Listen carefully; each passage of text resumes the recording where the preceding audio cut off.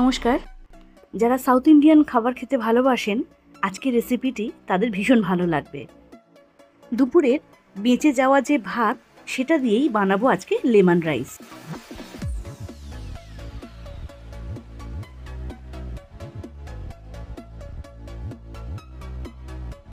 কড়াই দিয়ে দিচ্ছি 2 চামচের মতো রিফাইন্ড অয়েল। তেল গরম হয়ে গেলে এর মধ্যে 1 চামচ কালো সর্ষে আর 1 চামচ ছোলার ডাল, 1 চামচ বিউলির ডাল আর 2টো শুকনো লঙ্কা হালকা করে একটু ভেজে নেব। সাউথ ইন্ডিয়ান খাবার যারা খেতে ভালোবাসেন তারা জানেন যে এই উপকরণগুলো কিন্তু রান্নার মধ্যে বিশেষভাবে থাকে, আর এইগুলোর জন্যই কিন্তু খাবারের টেস্ট এত গুণে বেড়ে যায় যে আর বলার কথা নয়। তো এগুলো কিন্তু একদম হালকা করে ভাজবো। এর মধ্যে কিছু চিনে বাদাম আর কাজু বাদাম আর কিশমিশ দিয়ে দিলাম।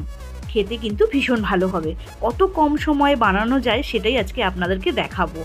আর দুপুরের বেঁচে যাওয়া ভাত সেটাও নষ্ট হবে না। তো দেখতে থাকুন ভিডিওটা, আশা করি ভালো লাগবে। গ্যাসটাকে একদম সিমে রেখে এগুলো কিন্তু ভেজে নিতে হবে যাতে কোনোভাবেই এগুলো পুড়ে না যায়।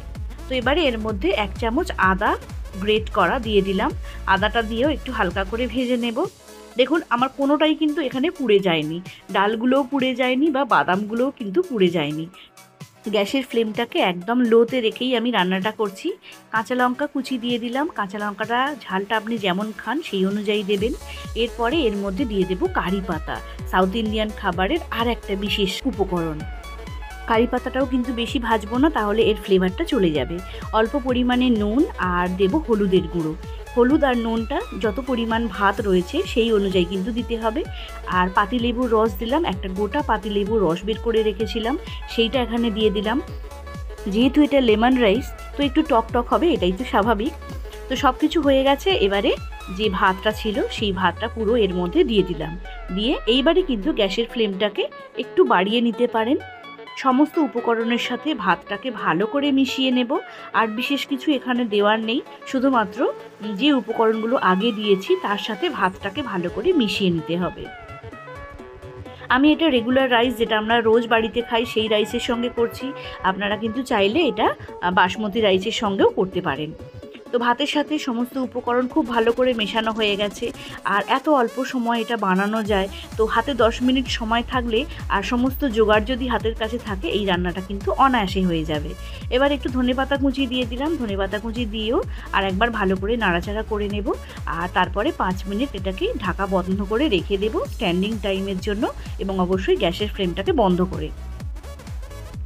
তো সব কিছু ভালো করে মিশে গেছে আর খুব সুন্দর একটা স্মেল চলে আসছে, যেটা সাউথ ইন্ডিয়ান খাবার থেকে যে স্মেলটা আসে। এই ডাল এবং বাদাম, কারি পাতা সমস্ত কিছু মিলেমিশে একটা দারুণ রান্না আজকে কিন্তু নিয়ে এসেছি। তো এবারে সার্ভ করে দেব। আমি একটা সার্ভিং বোলের মধ্যে রাইসটাকে সার্ভ করে দিচ্ছি। তো এই চটপট লেমন রাইসের রেসিপি আপনাদের আশা করি ভালো লেগেছে। অবশ্যই বাড়িতে বানিয়ে একদিন খাবেন, দেখবেন কত কম সময় তৈরি হয় এবং কত সুন্দর এটা কিন্তু খেতে হয়। তো আজকের ভিডিও এখানেই শেষ করছি। ভালো লাগলে একটা লাইক করবেন, কমেন্ট করবেন, শেয়ার করে দেবেন বন্ধুদের মধ্যে। আর এরকম রেসিপি যদি আরও দেখতে চান তাহলে চ্যানেলের পাশে থাকবেন, চ্যানেলটিকে সাবস্ক্রাইব করে নেবেন। তো বন্ধুরা আজ আসি, আবারও ফিরে আসবো নতুন রেসিপি নিয়ে।